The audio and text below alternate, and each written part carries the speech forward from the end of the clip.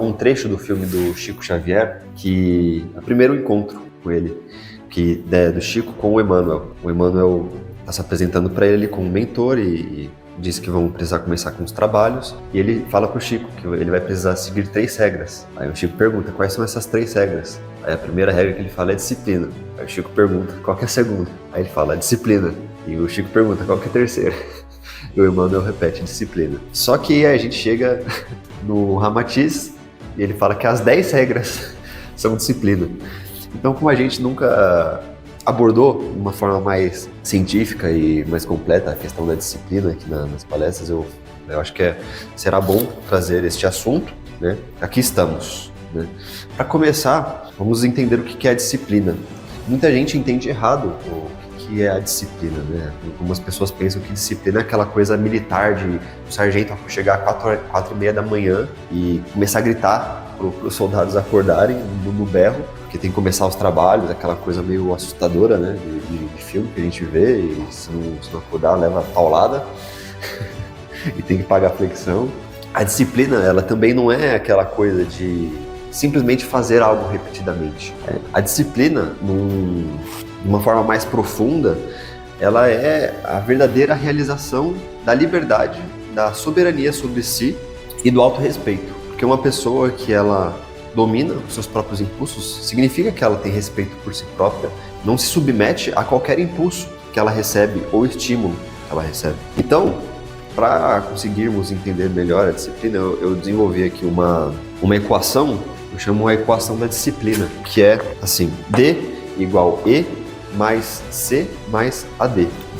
D significa disciplina, E é a esperança, o C é a constância e o AD é o autodomínio. Ah, Valdir, mas por que esperança? O que esperança tem a ver com disciplina? É simples, porque na nossa vida, ou a gente é disciplinado para as coisas boas, que nos fazem bem, nos conduzem num bom caminho, ou a gente é disciplinado em coisas ruins. A gente sempre vai ser disciplinado em alguma coisa. Tem pessoas que são disciplinadas em rolar o feed todos os dias, acorda já rolando no Instagram.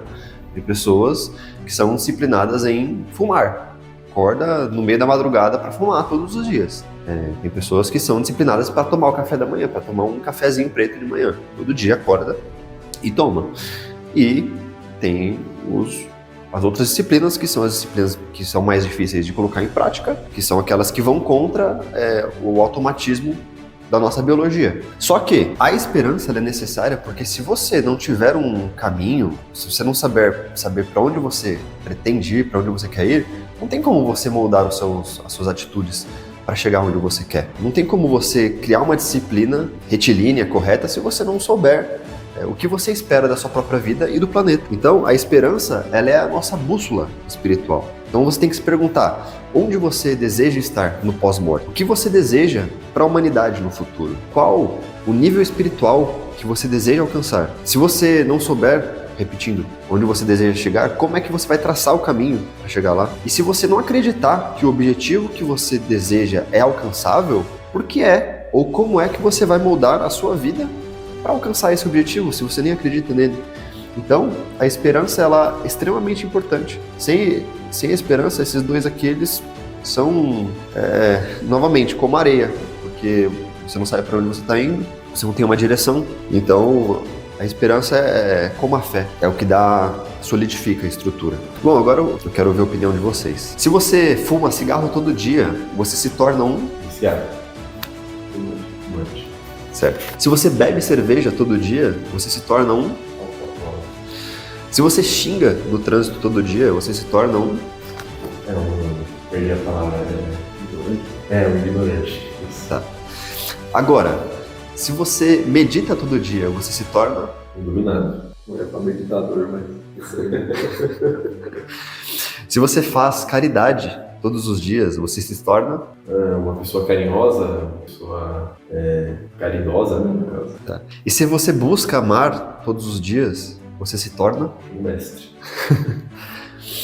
Aí está a constância. Tudo aquilo que você faz com constância te torna aquilo que você faz. Como mostramos aqui a diferença entre as atitudes, as 3 primeiras atitudes e as 3 últimas. Se você faz algo ruim todos os dias, você se torna aquela coisa. As pessoas vão te ver como aquilo, como um fumante, como um viciado, como um embriagado, como uma pessoa estressada, como um ignorante, sabe? É isso que vai moldar a sua vida.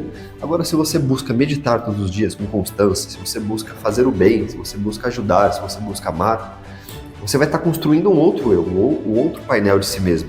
Então a constância ela é extremamente importante. Não adianta você, uma pessoa que fuma uma vez por mês, não dá pra falar que essa pessoa é fumante. Agora uma pessoa que fuma todos os dias, ela é uma viciada em cigarro. Uma pessoa que ajuda uma vez por mês ou uma vez por ano, como é que se fala que essa pessoa ela é benevolente, que ela é amorosa, que ela é cuidadosa, que ela só ajuda quando vê uma oportunidade de ajudar que é favorável para ela também. Agora, uma pessoa que busca ajudar todos os dias, que busca oportunidades de amar todos os dias, essa pessoa, sim, é uma pessoa benevolente, amorosa, pacífica, né? E é isso que nós temos que buscar.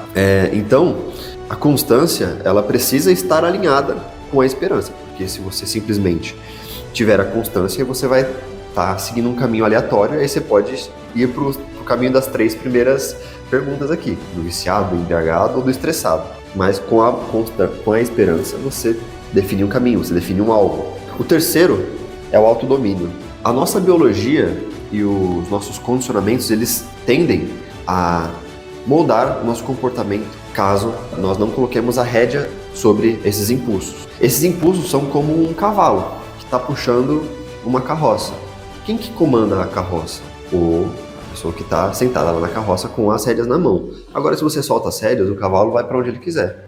Da mesma forma, são os nossos impulsos e a nossa biologia. Se nós não colocarmos a nossa força, a nossa energia para controlá-los, eles nos levam, como dizia o Zeca Pagodinho, né? Deixa a vida me levar. Do jeito que a biologia quiser nos moldar, ela vai moldar. Então ela vai guiar a gente para o prazer fácil, para os prazeres sensoriais, para a busca da carne, para as coisas mais superficiais da matéria. Então, vencer os nossos próprios impulsos é ter esse autodomínio. Isso é a vitória do espírito sobre a carne, do espírito sobre a matéria. Isso é o que nós buscamos se nós desejamos nos espiritualizar. E por que nós precisamos ter disciplina? Por que nós precisamos desenvolver isto? Um estudo de 2004 de Johnny Tangney nos mostrou que pessoas com maior autocontrole, elas tendem a ter maiores notas nas escolas, nos estudos. Elas tendem a ter menos relatos de psicopatologia, ou seja, de doenças mentais, de problemas mentais. Elas tendem a ter mais autoestima, tendem a ter menos compulsão alimentar e menos problemas comportamentais, a exemplo de estresse, de raiva, de ataques, de pânico, de ansiedade. Um outro estudo de Ryder, de 2012, mostrou que o autocontrole se correlaciona positivamente com comportamentos desejáveis, ou seja, os 3 últimos aqui, por exemplo, né, que é ajudar, amar, meditar, e inversamente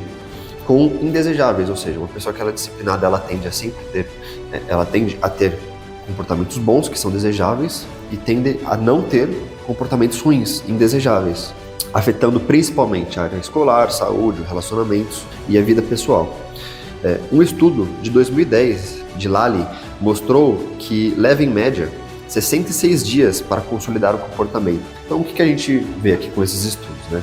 O primeiro é que uma coisa que é óbvia, que muitas vezes as pessoas não enxergam, né? Que a disciplina ela vai nos moldar, ela vai nos ajudar a ter melhores resultados em todas as áreas da nossa vida. Se você é disciplinado para você estudar, com certeza você vai sair muito melhor nas suas notas ou numa prova do que uma pessoa que não tem disciplina. Se você é disciplinado com sua alimentação e com o exercício físico, com certeza você vai ter uma melhor saúde. Só que na minha percepção, a disciplina, que é o mais impactante dela, é a espiritualidade.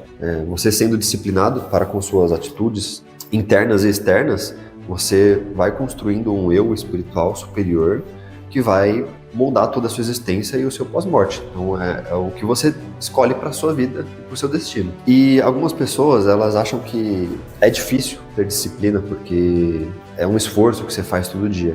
Só que como esse próprio estudo de 2010 nos mostrou, a disciplina, normalmente, um hábito, um comportamento, ele demora normalmente 66 dias para se consolidar. Então você tem que ter aquele comportamento de forma congruente, retilínea, durante pelo menos 66 dias, mas isso é uma média, tá? Normalmente pode ser 120 dias, às vezes um ano, depende muito de como como for a estrutura cerebral daquela pessoa, a estrutura psíquica. Apesar de todos nós termos o mesmo cérebro, tem pessoas que têm mais facilidade para se moldar que outras. Tem algumas pessoas que têm facilidade para quebrar suas próprias crenças, tem outras que não têm tanta facilidade. Então, é necessário essa constância, pelo menos 66 dias, quando você quer mudar um hábito, para que você consiga desconstruir um e colocar um outro no lugar.